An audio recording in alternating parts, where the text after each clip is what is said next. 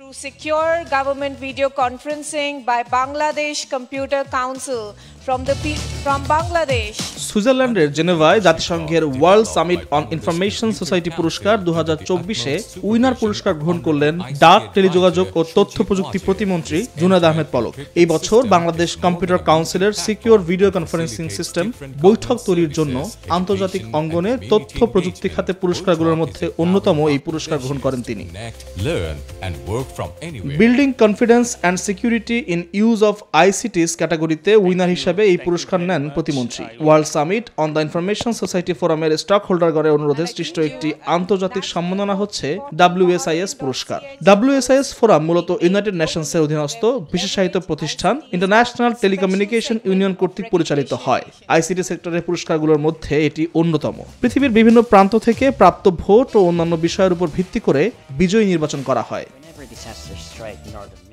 বৈঠক তৈরিতে বাংলাদেশ কম্পিউটার কাউন্সিলের যে সকল তরুণ ইনোভেটিভ প্রোগ্রামার কাজ করেছেন তাদের প্রতি কৃতজ্ঞতা জানিয়ে ডাক, টেলিযোগাযোগ ও তথ্য প্রযুক্তি প্রতিমন্ত্রী জুনায়েদ আহমেদ পলক বলেন, কোভিড-19 অতিমারী কর্তৃক সৃষ্ট চ্যালেঞ্জসমূহ মোকাবেলা করার জন্য বিসিসি উদ্ভাবিত বৈঠক আমাদের নিত্য প্রয়োজনীয় প্ল্যাটফর্ম হিসেবে ব্যবহৃত হয়েছে। Homegrown solution of বৈঠক, which is Bangladesh Computer Council's homegrown development and solutions during the pandemic.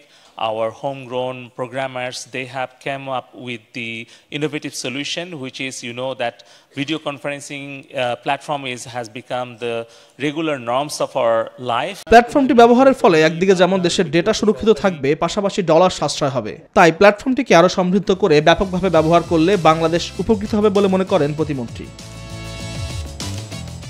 WSIS পুরস্কার নির্ধারণে প্রত্যেক ক্যাটাগরিতে একাধিক উদ্যোগ বা প্রজেক্টকে ভোটের মাধ্যমে চ্যাম্পিয়ন হিসেবে নির্বাচন করা হয়। তার মধ্য থেকে একটিকে উইনার হিসেবে ঘোষণা করা হয়। এবছর 18টি প্রজেক্টকে উইনার ও 72টি প্রজেক্টকে চ্যাম্পিয়ন হিসেবে পুরস্কৃত করা হয়। এর আগে প্রতিমন্ত্রী WSIS+20 ফোরামে DPI হাই লেভেল সেশন এবং মিনিস্ট্রিয়াল রাউন্ড টেবিলে আলোচনায় অংশগ্রহণ করেন। আল মোহাম্মদুল খান, নিউজ 24।